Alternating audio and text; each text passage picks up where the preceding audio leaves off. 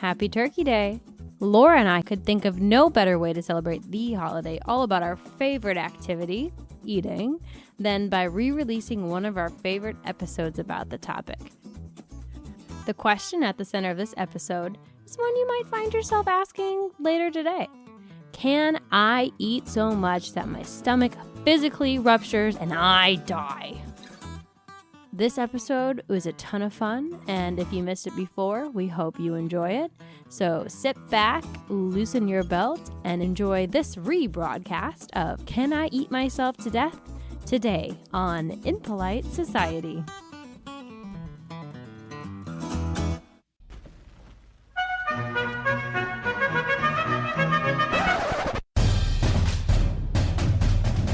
You're listening to Impolite Society with Laura and Rachel.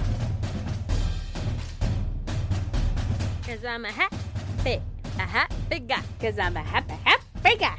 Welcome to the 21st century. Laura and I got a TikTok. And that's all I watch is happy dog videos. What else would you watch? So welcome to 2021, year of the talk, and welcome to Impolite Society, the podcast where we dig into taboo topics by asking each other a rude question every week or every episode. How often do we do this? Every 2 weeks. Every 2 weeks. Every 2 weeks, a new episode. We are your hosts. My name is Rachel. Rachel. It is what it is. I didn't pick it. I'm Laura. AKA Pork Princess and Turd. We got our first cyber bullies. We made a YouTube station. It was wonderful. He called us a turd. We loved it. Rachel shamed me for loving pork, the Pork Princess, on I didn't come up with that. Eating with a regular guy. Everything's coming up podcast roses, everyone. Yeah, we're feeling really good. Our self-esteem is really high. This is how we like it. Turd. I have an interesting story where my self-esteem was also not as high as it could be. So I went to a wedding like just a weekend or two ago. And, I was raring to go, been locked up for a year. I'm like, let me on the dance floor. I mean, it was great. I had a blast. The bar was open. Love was in the air. And the buffet was stacked. I don't even feel hungry by the time dinner comes around. But then they roll out this buffet of this delicious smelling food. And I'm like, fuck yeah, I want that. Load it up. Server wearing mask and rubber gloves and a hazmat suit. Just lay it on. Keep it coming. Keep it coming. They ask, how many rolls do you want? Is that even a question? 3. How many? All of them. How many are you going to stack on there? That's the answer. How many you got? So I got that, and of course I load up on the bread and the pasta, and we go through it again. I mean, it's seconds. It's an all-you-eat buffet. That's what it's about. Weddings should come with a vomitorium as far as I'm concerned. Like, give me that food. Exactly. And I mean, so after dinner, I'm already pushing my shapewear to its limits. And then dessert, and it was medieval punt cakes, and I'm like, oh my god, gimme. I had 2, no kidding, 2 back to back, didn't even think about it. And I, at this point, throw in some beer from the open bar on top of that mix of food. That stew. Yeah, I'm feeling heavy, to say the least. And not gonna lie, it led to a little bit of trouble and awkwardness on the dance floor later that night. Not grooving exactly the way that you wanted to while your full belly's getting in the way. Let me say, my body was doing body rolls, but not the sexy kind. It was just kind of like, flop, flop, flop, flop. Bleh. So then I have a confession. Go. This is not the first time I've eaten myself to this point. What? Shocker. No one has ever done that before. But, this happens way more than it probably should. We even have a whole holiday that's literally just dedicated to stuffing ourselves. I feel like we definitely have more than one of those holidays. You've got 4th of July, you've got Christmas, you've got Easter, of course you got Thanksgiving, which is solely dedicated, but I mean every single one of them really is about food. But truly, Turkey Day is the day that's all about pounding as much as you can into your body. I mean, really, Really, it's like a Tuesday for me. It's like, really, that's the holiday. Well, truly. Oh my gosh. Every day is a reason to celebrate, baby. But this leads me to my rude question. We've all been there. We've all eaten so much where we feel like we're at the point where we're going to burst. My rude question today: can I literally eat so much in one sitting that I kill myself, that my stomach bursts and I die? I've definitely wondered this question myself. I think this is an awesome topic because as a frequent binge eater, this is something that has crossed my mind on several occasions. I've known in my circles, aka my family, as somebody who can put away an inordinate amount of food. Like, I don't know, you ever been to the pasta house on all-you-can-eat spaghetti night? I knocked down 2 big plates and 1 little plate, and I'm like, my people are shocked. They're just shocked. They don't. I could be a competitive eater. But it's not just me. Americans in general are eating more. In fact, our average caloric intake per day has increased 25% from 1961 to 2013. And I think, this might be just speculation, but I think it went up another 25% since COVID. The pandemic started. Oh, yeah. COVID-19, the 19 pounds, that is completely legit. And while we love chowing down and we have holidays around it and we all rely on it as an emotional support system during tough times, there's still a really big taboo around overeating. Yeah, I really think that there is. I mean, I would love to do a whole podcast on binge eating and the shame associated with it. There is a taboo around overeating. And that is most clearly summated, is that a word? Summarized? In the fact that one of the 7 deadly sins is gluttony. And if you are gluttonous, that could get you murdered, but the good news is that good old Missouri boy Brad Pitt will show up and I think solve the murder. I've never seen it. Does his wife's head get cut off? His wife's head does get cut off. He does solve the murder, but the guy is still dead. Cost? At what cost, indeed? And it is absolutely a 7th sin. And I remember having trouble with this when I was like in grade school and learning about, the Catholicism and the 7 deadly sins. And I was like, I'm fat. Am I going to hell because I'm fat? You and the rest of us, kiddo. We're all on the express train. Oh, because we like to eat that food. Eat that what? Food. Food. So, I mean, obviously, we're all about eating. We got celebrations around it, but there's still a taboo. So, what's the worst that can happen when you eat? Can you eat yourself to death? Literally the question that we're going to get into today, right after this quick break.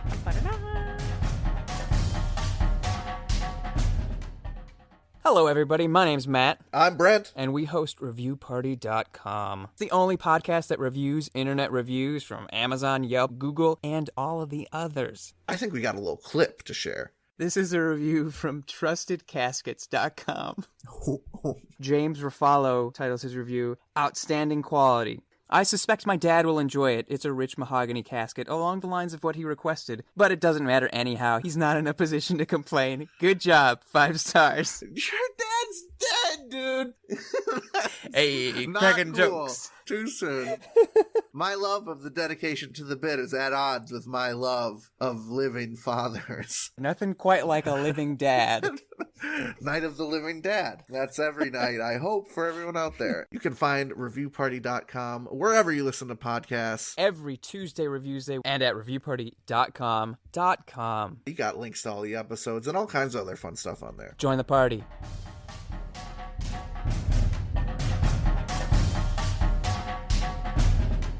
So, Laura, have you ever thought that you were going to die from overeating? Not die, but I've definitely been like, oh, this is not good. This is bad. This is very, very bad. Most often at Mexican restaurants because... Oh my God, the chips. The chips, man. Just keep them coming. I will eat myself sick on some chips every time. 100%. Ugh.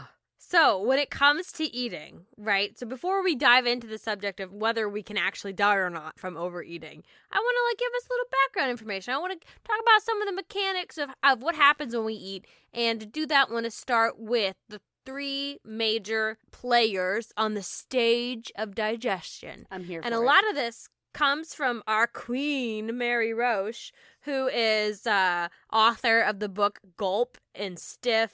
And I found several articles of hers in the research of this. And she's got a new book coming out. Ooh, So check Mary it out. Roche. So the three major players in eating are, of course, our stomach, num num num num num, our esophagus, which is our canal that gets it to the tummy, Glob, glob, glob, glob, glob. and then third, the brain. What? I feel like you're missing a crucial Well, the mouth. Yes, that's what I'm here for, is the chewing, the tasting, the textures in my mouth as I swallow it down. That's what I'm here for.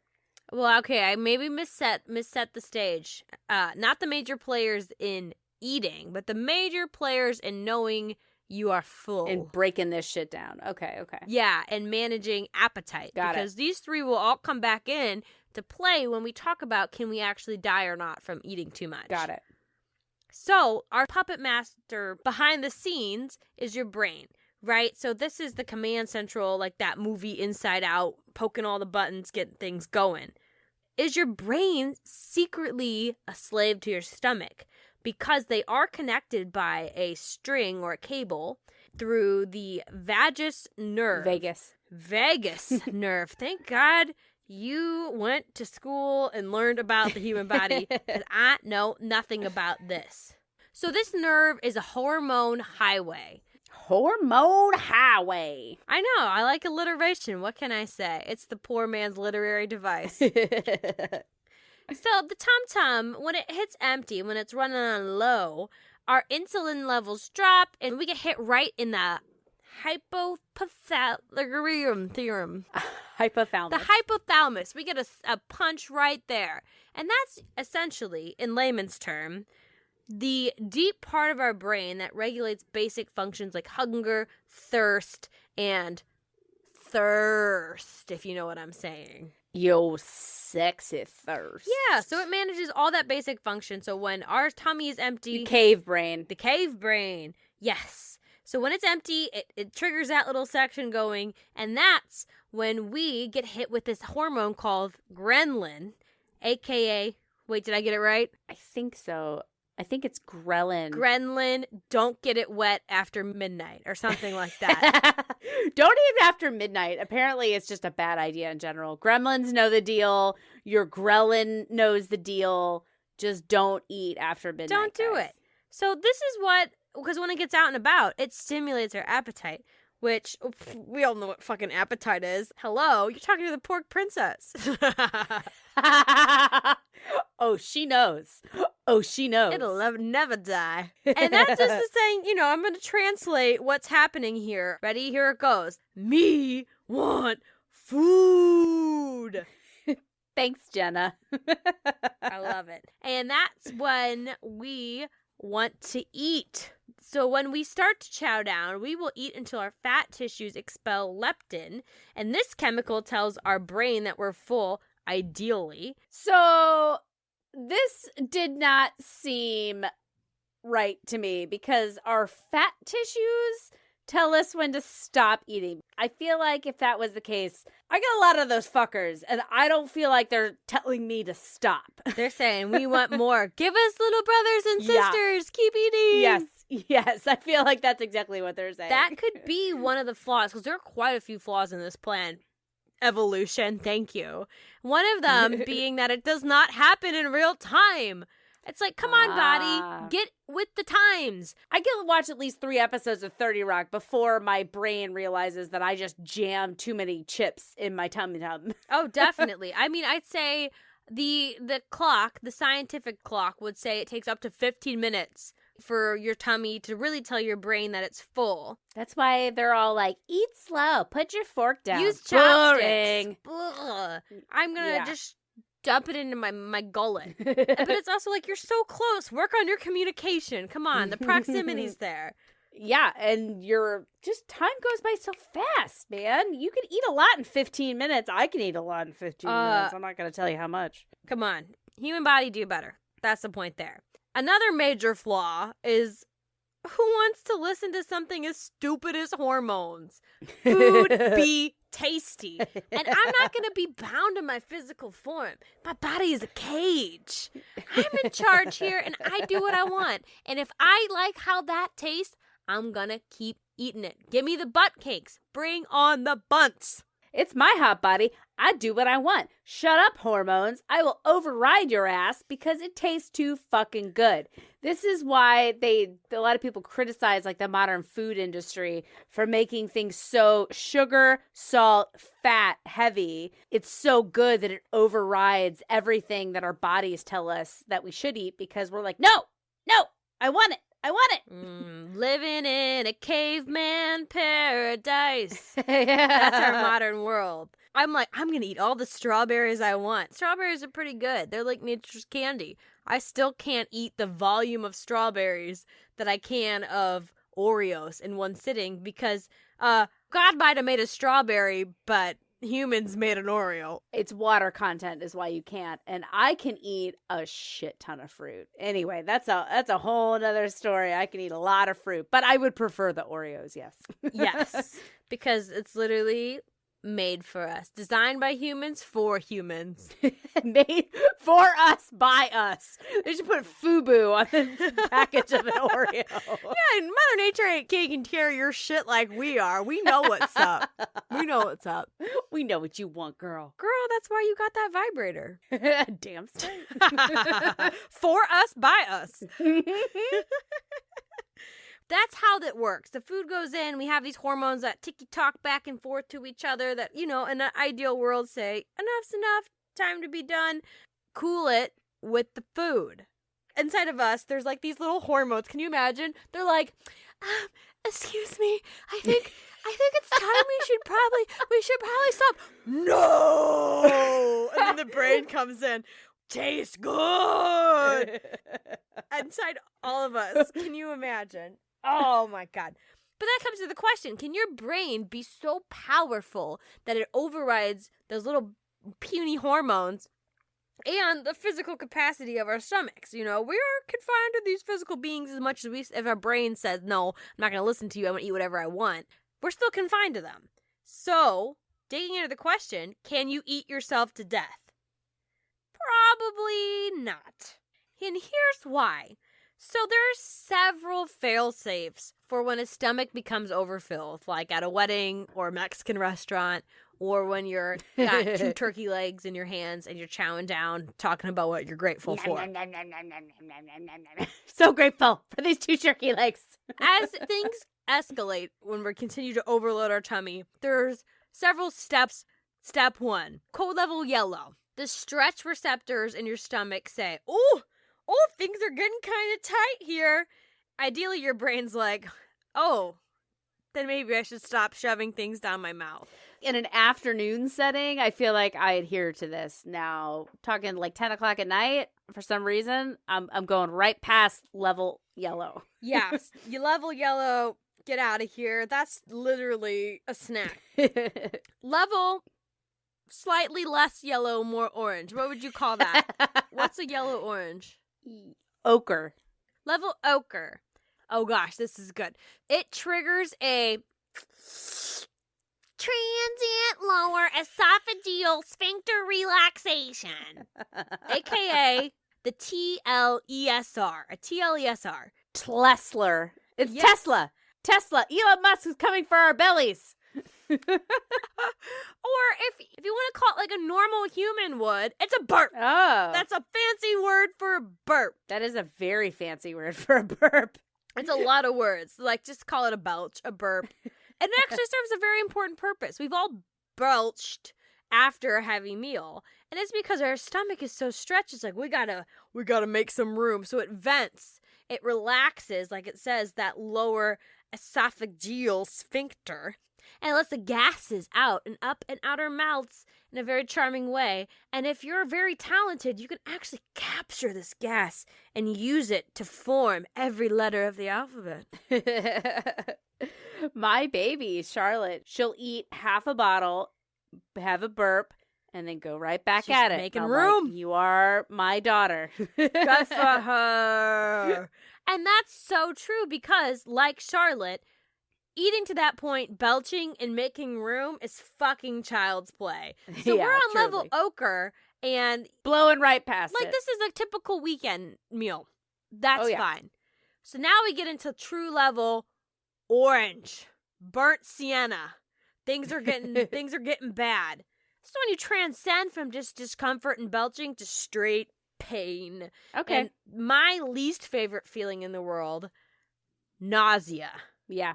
Somewhere between step 2 and step 3, somewhere between ochre and burnt sienna, I'm like, nope, I hate it. Because this feeling, this pain and nausea feeling is one of my least favorite feelings in the entire world. Though I have definitely been there many a times. It's one of my least favorite feelings. It is. It's not fun. And this is about where I was on the dance floor. It's hard to get down to Little John's Get Low when you're in physical pain. I'll just say that. From the window To the wall! To the barf runs down my chin! to the bile builds up within. Oh, vom, vom, vom, vom, vom, vom. Oh, matrimony vomitorium.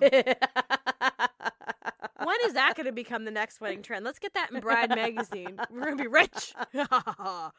So once you cross from red, you get into the danger zone, which is level 4, red alert, flashing lights. Your body says, no, I physically cannot handle any more of this nonsense. We are vacating. And this is about time you're making your pilgrimage to pay homage at the porcelain altar, aka blow chunks.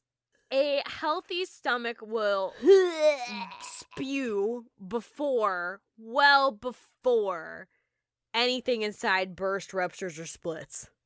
You're pretty safe. So we're not even to the point Okay. where we're throwing up. If you Good to know. haven't eaten to the point that you're going to vomit, you're doing pretty good. You're not really in danger of eating so much that you eat yourself to death. Okay, good to know. So when would your belly burst, hypothetically?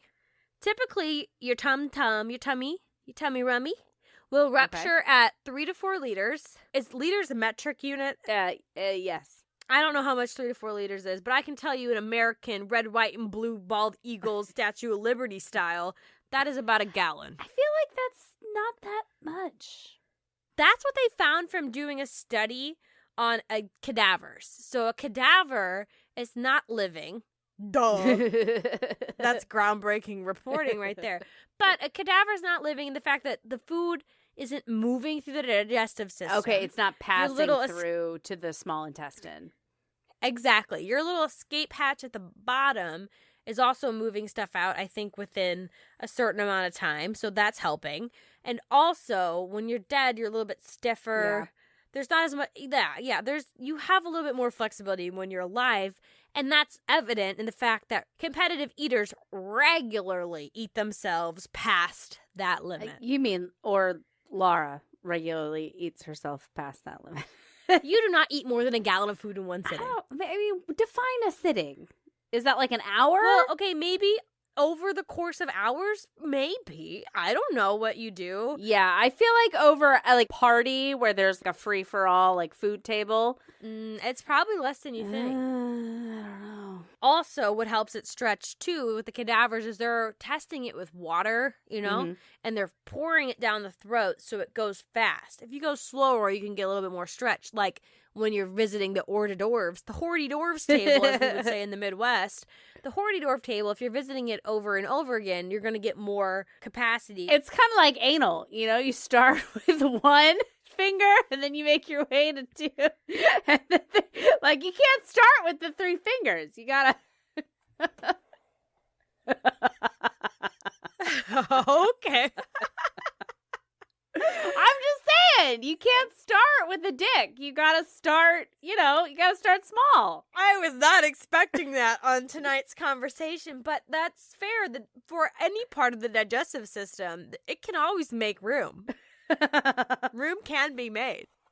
I was listening to a podcast earlier about sex, and so that's what first came to mind. Yeah, because when I think about gorging myself to the point of thinking I'm going to die, sex pops right in. It's the first thing I want to do. I was thinking about making room, going slow. These are the things that you have to do when you're also preparing for... Have you ever eaten so much that you're like, there's no way that anything else is fitting inside of this thing Literally tonight? on the other end. Oh, I'm not even talking about anal sex. I'm just like, there's no more volume. Every inch of their inside is spoken filled. for. Done. Sorry. Try again later. Try again later. We're at capacity. No vacancy.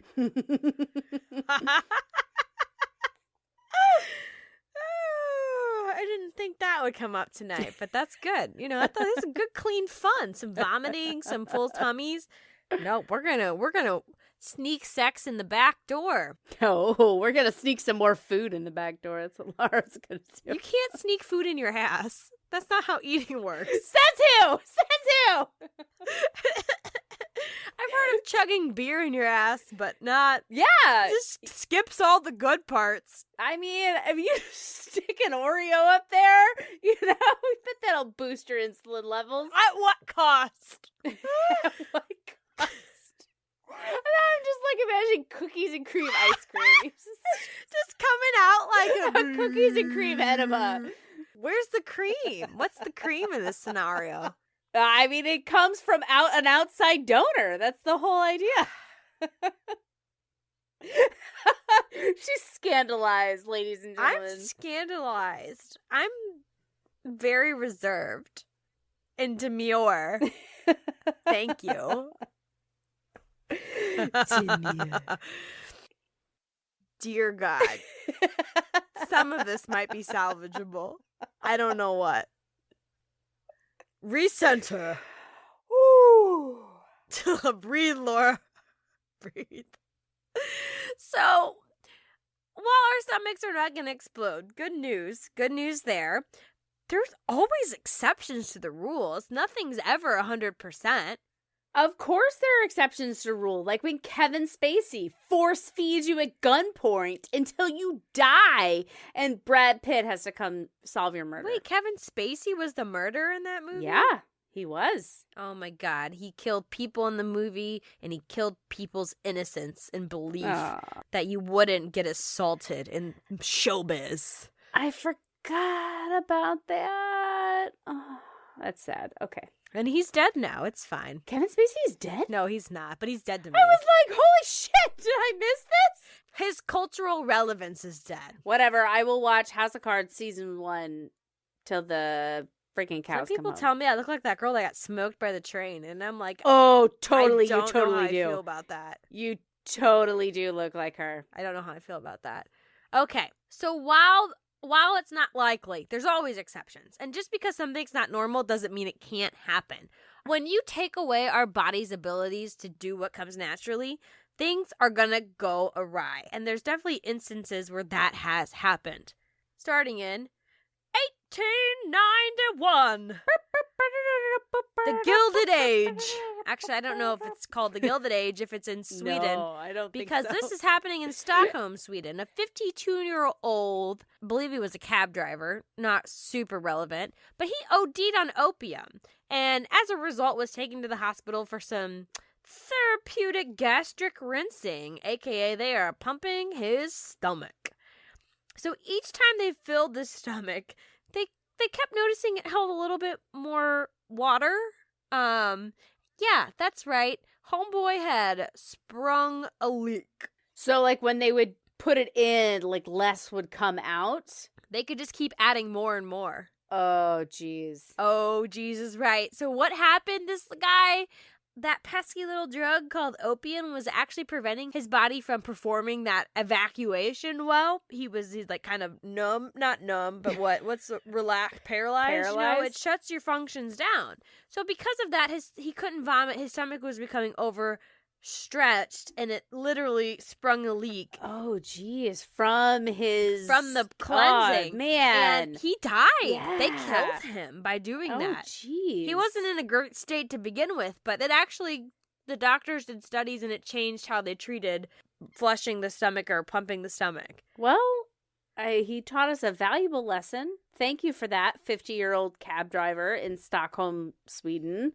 We appreciate your sacrifice. Yeah, so it can happen when narcotics or something else is stopping the body or numbing the body from being able to do what it needs to do. This reminds me of the time, you can probably cut this out, but I just want to tell the story. But my dad had colon cancer. They had to remove part of his colon, right? And you have to wait for peristalsis, I believe, for the colon to like restart before you can leave the hospital. He was in the hospital for a month, by the way. Yeah. Before it restarted. So he did not long. eat legitimate food for a month.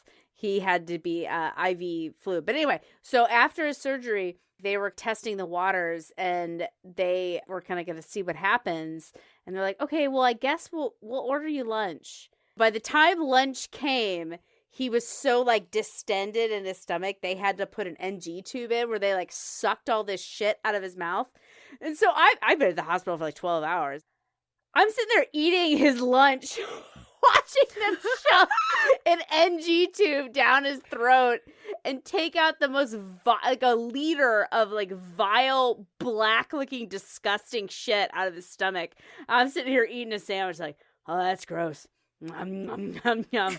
Oh, that's really nasty. Yum, yum, yum, yum.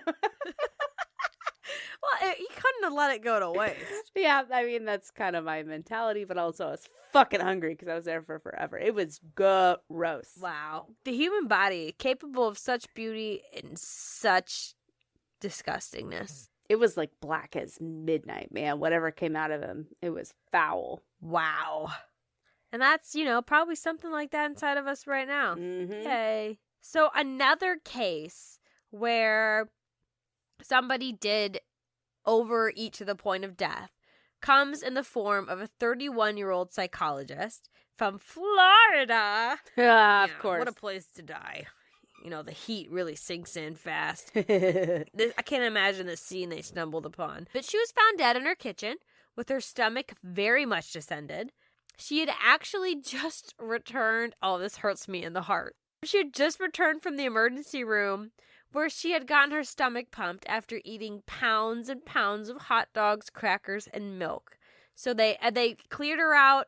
She came home, and she instantly did the same thing. Oh, geez, Louise. First of all, you're a psychologist, so you should know better. But as we all know, those who can't do teach, right? But also, if I'm going to die from overeating, God, I hope it's for something better than hot dogs and crackers. Ugh. Yeah, because, girl, if you had told me I was going to die from wieners being shoved in my mouth, I would have a very different picture.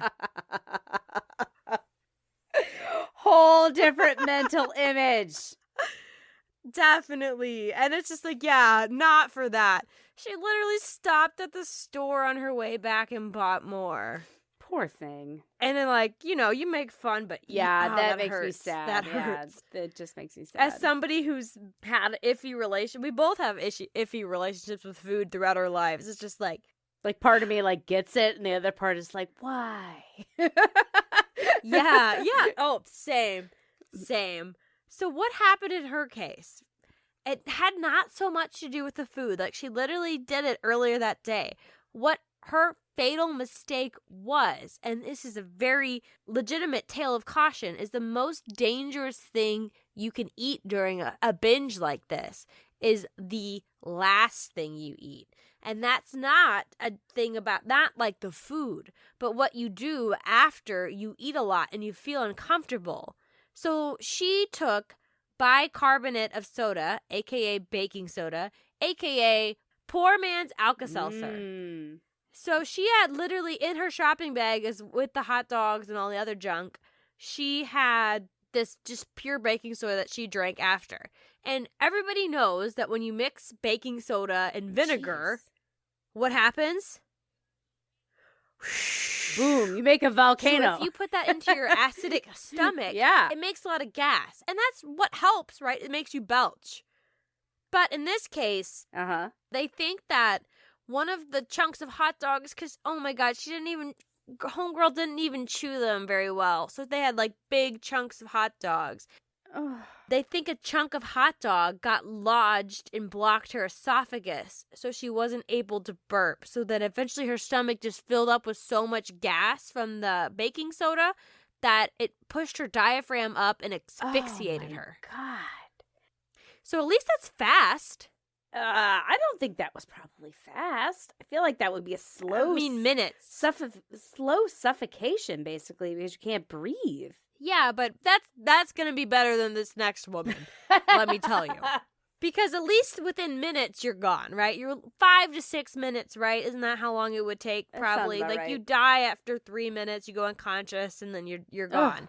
But anyways, word to the wise, if you've eaten yourself where you're in the ochre zone, or maybe tiptoeing into the burnt sienna, drink some carbonated water or a soda or some white soda. Don't take baking soda because it's just too extreme. Or just Alka-Seltzer. I feel like baking soda straight is a really extreme thing. Like, go with the Alka-Seltzer or go with the white soda. Do not go with just straight baking soda, and certainly not vinegar. I don't Jesus know. Christ. Well, the vinegar is what you've already eaten. It's part of your your stomach acid. Oh, your gastric juices. Okay, I hear you. Yeah. It's one of the stories I learned about for folks who died after taking baking soda or Alka-Seltzer, what a common denominator or something that came up several times, sauerkraut. Oh, like pickled items. Yeah, get the vinegar, you put the baking soda in, Oh, kaboom. Goodness. Yeah, I'm not touching any of that stuff anymore. I'm sticking to A, Oreos. not overeating, LOL, And B, Oreos. drinking carbonated water. Oreos. What? Sticking to Oreos. No, Oreos. don't binge eat on sauerkraut or pickles, everyone. What's your problem? I'm only doing my Oreos anally these days. I just want an Oreo enema. My vegan enema, which is made of Oreos.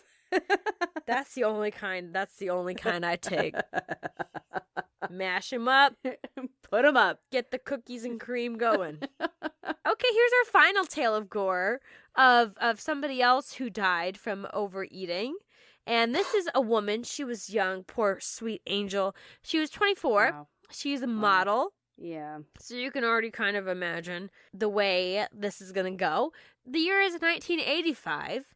And she comes into the hospital, stomach so distended, her innie belly button has become an outie. So she's like pregnant, basically. Looks pregnant, yes. Homegirl has eaten. Let me tell you.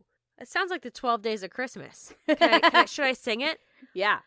1 pound of liver, 2 pounds of kidney, half pounds of steak, 1 pound of cheese, 2 eggs, 2 thick slices of bread, 1 cauliflower, 10 peaches, 4 pears, 2 apples, 4 bananas, 2 pounds of plum. And I'm not even done yet because on top of that, she had 2 glasses of milk.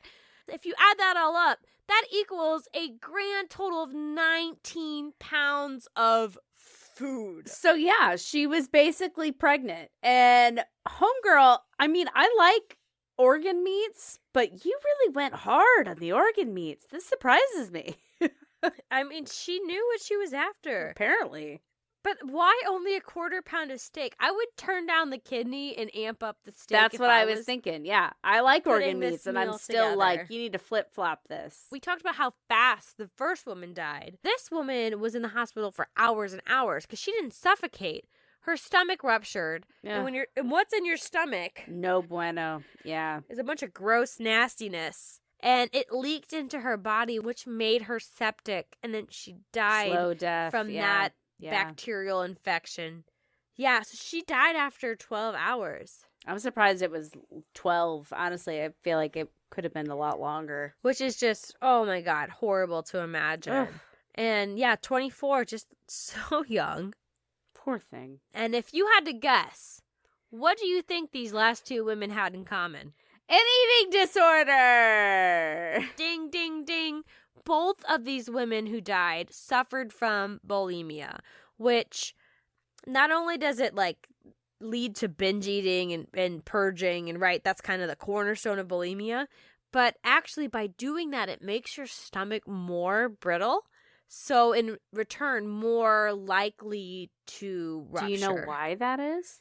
Because the periods of going without, the stomach shrinks. So you'll see that As a World War II buff, you'll know this because Oh, at the concentration camps. when they came out, if they ate too much rich food or too much food at once, their stomachs would burst. People died of that after World War II. Yeah, the concentration camp victims, gave them food. They didn't know any better. Yeah. And they died. There's actually a heartbreaking scene about it in Band of Brothers. You should watch Band of Brothers. It's on the list. And then this just begs a question. So these women are included in the list of people who ate themselves to death, right? And there's more. These are just kind of the ones that come to mind and have different kind of reasons. And like I said, tales of caution about how you can avoid eating yourself to death. But when it comes down to it, 2 out of 3, one obviously had a drug addiction, and the 2 others had a mental illness. So is it even fair to say that they died of overeating, or did they die of their mental illness? I mean, it feels like suicide by food, honestly. Well, truly, because if somebody does choose to kill themselves and they jump off of a building, we say that cause of death is suicide, not from colliding with the asphalt at a high speed. Yeah. That's not the cause of death. It's that they chose to do that. And yeah, it does just feel like they lost their battle. Yeah. That's sad. It is sad, and this is supposed to be a light podcast, but I guess this makes me take my late night binges a little bit more seriously. Maybe I should think about where this road leads. we all could a little bit. So just because it doesn't going to kill me, odds are, for like 99.999% of us, we're not going to eat ourselves to death because we have healthy bodies, we have healthy tummies. We're going to find ourselves vomiting way before we die. But I also wanted to know, if I overeat, am I setting myself up to continue to overeat in the future? Can binge eating make it so that my stomach is stretched and I can eat more the next time I decide I want to go ham on some ham?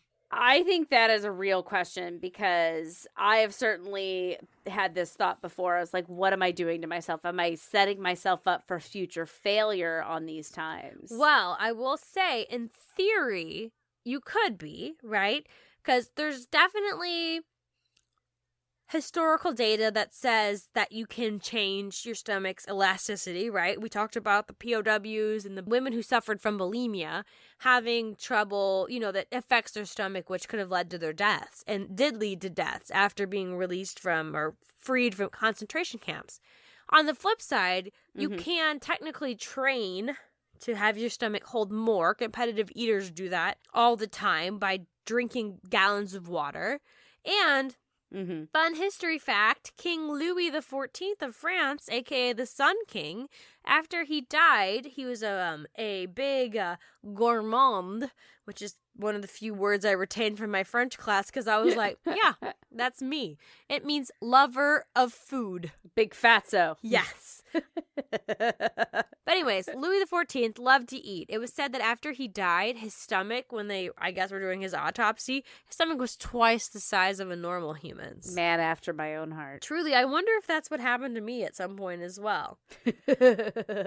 But in doing this study and learning about human anatomy, the ability to overeat has more to do with brain power than it does stomach capacity. So your brain overrides your stomach to say more, more, more, more, more. Yes. And that's a trend that comes up with the competitive eaters, where they can hold more in their stomach, but it doesn't necessarily affect them in the long run. And a quote from a very famous competitive eater says, all the willpower that it takes to say, stop eating when I've had enough, it takes way more to keep eating when my body says no.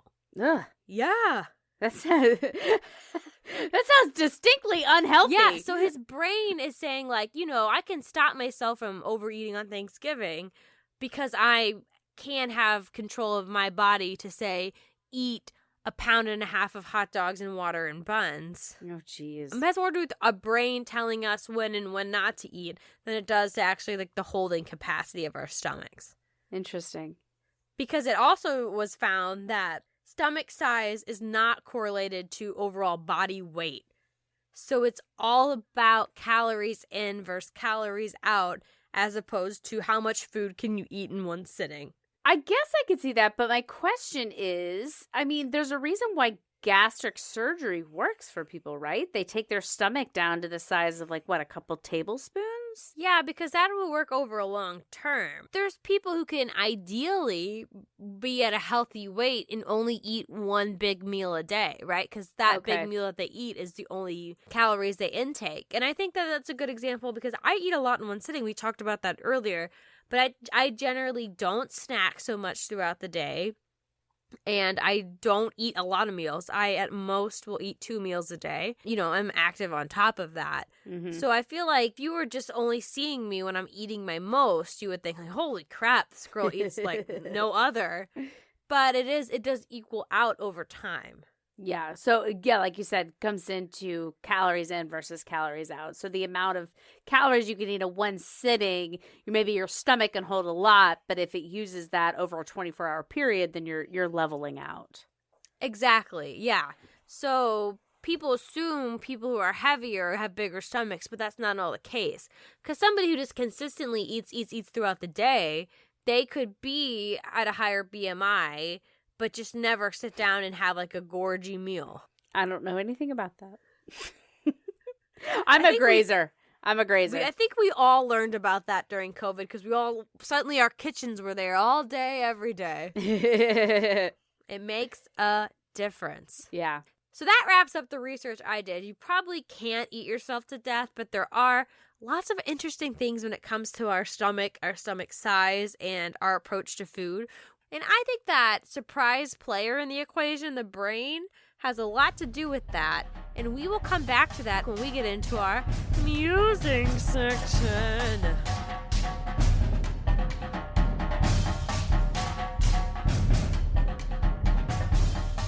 All right. So why do we think that overeating is seen as a taboo? You know, I had 2 schools of thought on this. The first comes from a scarcity model. When we are cave people, food is scarce. It's limited. You know, when somebody sits down and pigs out and eats more than their quote-unquote fair share, that would rub a lot of your cave comrades the wrong way. I think it probably comes from that 7 deadly sins. Maybe those 2 are kind of the same thing. Because as we've discussed previously, nobody likes that person who takes the last piece of pizza, even without a scarcity model. We don't want to be taken away. And that makes me think of when I was in grade school and they talked about the 7 deadly sins and gluttony. One of the examples they gave was, if there's so many pieces of pizza and you take another slice before somebody else does, that is gluttony. It's like that hoarding mentality, less so than like if there's plenty for everybody and you eat more than, maybe you should, maybe that's not so much of a concern. It's the taking away from others. From somebody else. Yeah. And I think that that's where it comes from. But on the flip side, I think in our modern society, nothing is scarce anymore. Mm-hmm. You know, for us as comfortable middle-class Americans, we have access to as much food as we need whenever we need it. We're hard-pressed to ever be in a situation where we can't go out and get food. Yeah. It could be 3 a.m. I can go down the street to my 24-hour grocer and I can get food. Mm-hmm. So then why does that mindset still apply? And I think it comes from when the pendulum swings too far the other way. So suddenly we're not worried about somebody taking we're all still a little bit worried about someone taking my food. That's why I don't share my food. Don't take that share. Funny story. So my husband and I will make a frozen pizza, and he gets his set amount, which is like 2/3, and then I get 1/3. And then one time I gave him like part of my share of the pizza. You're watching it the whole time like, you motherfucker. No, I'm looking at him, and he literally doesn't finish, and he starts to give it to the goddamn dog. And I was like, whoa. Okay, I was giving it to you to be nice. If you don't want it, it goes to me before the dog. By default. Yeah, that's my pizza. That would make me mad too. And even in a world where I literally I've never been hungry. I've never wanted for food or worried where my next meal comes from. I'm still possessive I'm very possessive of food. I'm food aggressive. I would get put down in the shelter. I would not make it. They would not be able to find me a home. But I think that then flips, the pendulum swings the other way where there's so much. We start to judge people for not having self-control. So it goes from the thing's still there. You don't have control of yourself to share with others. But then it flips to the other side where it's just like, you know that's not good for you. You know that you've had enough, but you still can't stop yourself. And that becomes a weakness. Yeah, that tracks for me, because I often think that same thing about myself. It's just like, God, you should know better. You should be able to control yourself better. And there's definitely shame associated with that. And so, yeah, I don't blame people for judging me for it, because I judge myself for it. Well, and exactly. And that's what comes down to my next question is like, I feel like I overeat all the time. And I mean, there's no doubt that I overeat to the point where I'm physically uncomfortable. Like that has happened. But I've never had to throw up because I've eaten so much. And I don't think I'm alone in that. I think a lot of times where we feel very uncomfortable after eating, it might not be so physically driven. And that begs the question, is the discomfort that we feel after overeating, is it strictly physical? Or is it because we have violated that taboo? I think it's a little bit of both. I think it's definitely not a good feeling. I mean, that's why you're on the dance floor, not feeling good. But on top of that physical feeling is that shame, or that thought of like, God, you should have known better. Why did you do this to yourself? That berating yourself, it puts you in a bad place physically and a bad place emotionally at the same time, which just all comes together to just everyone's feeling no bueno. Truly. And when it comes down to it, though, am I as physically uncomfortable as I think I am? Or am I just hitting that code orange, right? Where my stomach's like, stop it. Really stop it. And maybe tiptoeing into that ochre situation. Is it then my mind compounds that? So how much does our brain, that puppet master, well, my brain's pretty much a puppet to the stomach, I will say. But how much is that secret person behind the scenes, how much does the brain play in versus? If you're going to say the discomfort that you feel after binge eating on a typical binge eating day, like not Thanksgiving, because we all put more than we should in our bellies on Thanksgiving, but in a typical, weekend or time that you feel like you ate too much, if you're going to give a percentage to it, how much is brain versus how much is physical limits?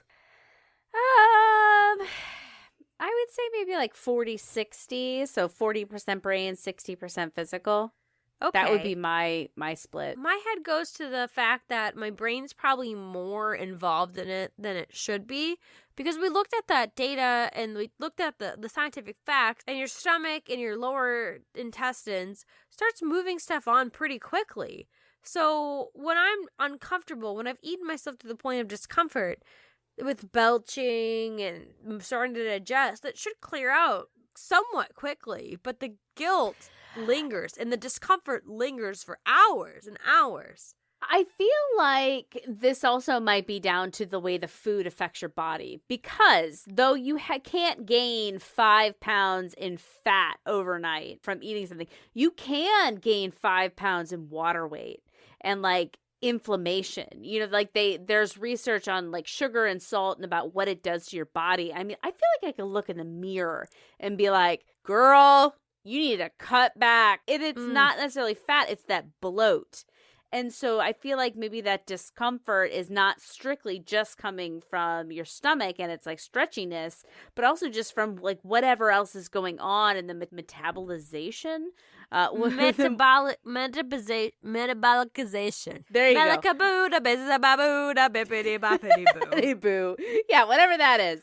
That is partly where the discomfort comes from, especially hours after your stomach has shrunk down to its like normal-ish size, but you've got other things going on there as your body uses all of this shit that it's shoved inside of it. And I think that is such a good point and so fair, because this episode wasn't about nutrition, and I have no idea how salt and sodium and all that stuff works, but I could take a very educated guess that a wedding buffet is going to be very high in salt and sodium. You would be correct.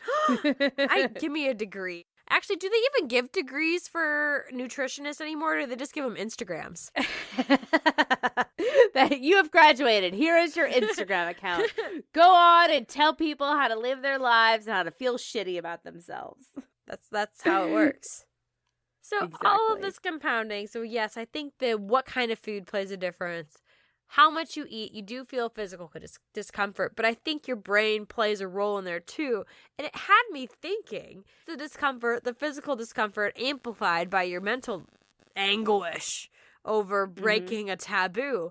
Is this just like the food version of slut shaming, just trying to keep us in our place and keep us from breaking the taboo or punishing us for doing something that is deemed wrong by society? That's a good question. I mean, it's definitely shaming. I don't know if it's a version of slut shaming. I just think it's just generally like everyone should know better. I should know not to eat fucking the whole tub of Ben and Jerry's. And I'm sitting there like, God, I should know better. I don't know. Is this how girls feel after they've had sex with 5 guys? They sit there like, oh, With God, I should have 5 guys done at that. once? 5 guys over a time frame? What is I don't know. total? That's not that many total. No, not total. Like in your lifetime, no, 5 isn't anything. But I don't know, go 5 guys in one night. Are they sitting there like, oh God, I shouldn't have done that? I blah, blah, blah, blah.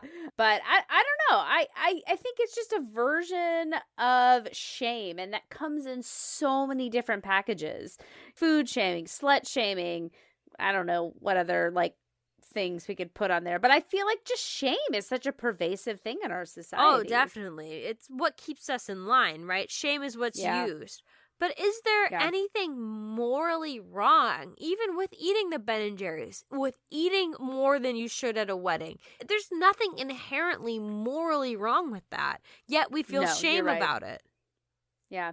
I think it comes down to norms, you know. My mindset is often like normal people don't do this. That's like where my brain goes. I don't know what normal is. Yeah, I don't know. That's definitely something that you were taught because normal people do everything. We eat the whole pint of Ben & Jerry's. We have that 3rd or 4th glass of wine. We overeat when we're having a good time and wanting to just relax and unwind. Well, then maybe it is then the discomfort that comes from it. Because that extra glass of wine, you know, the next day you're like, oh, fucking hell. Well, you in know that what case, I mean? there's like real physical consequences. Well, eating has real physical consequences. You know, you don't feel great. You feel distended. You feel bloated. You feel lethargic. You know what I mean? Like, these are all real physical consequences that we're feeling. The slut shaming, I feel like, is probably more physical social consequences. You could have your cookies and cream coming out, and that's not comfortable. Little chat down below. You can have the physical things. Maybe it's because I was raised Catholic, but the guilt is always there. And I think that whether that's from overeating, overdrinking, or oversexing. Not anymore because it's legal in the eyes of God. Thank you, holy matrimony. I can go to my priest and be like, yeah, I fuck. What about it? Nothing. You can't keep blessed this shit. You can't even do anything, you know? Yeah, he really can't do anything. What have you been up to, Father? Nothing. We hope nothing. I hope nothing. Well, as long as it's with a consenting adult, I say more power to you. But hey, teacher, leave them kids alone. Hey, preacher, leave those boys alone. Yeah, really.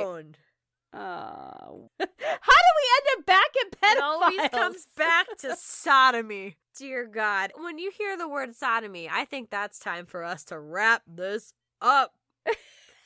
Which you should also do if you're doing sodomy because it's more likely for tearing. And if you don't have exclusivity with your sexual partner, I would say wrap it up. So that's what we're going to do here right now. We are going to wrap this shit up. We're going to put on our prophylactic and end this podcast. So thank you so much for listening. You can get more rude content on all of our socials. TikTok. Yes. TikTok, Instagram, Facebook, Twitter. Am I missing anything? No, or you can visit us at impolitesocietypodcast.com and send us your rude questions on the website or by emailing us at rude@impolitesocietypodcast.com. We want to hear from you. We might feature it on a Fan Friday episode. Yes, because we only apparently talk about food and sex. That's our perspective on the world, and we love it. We're just a bunch of apes, food and sex. But I mean, there's other people who have other rude questions. And as always, download, rate, and review. We are two nobodies trying to make it in a world of podcasts, of so many podcasts, mountains of podcasts. What do I hear? We got drums. There they are. Well, it's been great. It's been real. I'm going to go work on a pint of Ben & Jerry's myself. I have Halo Top, so I'm going to work on that pint of Halo Top. Oh, you skinny bitch. Whatever. I'm going to eat the Halo whole Top? fucking thing. I'm going to eat the whole fucking thing. Bye.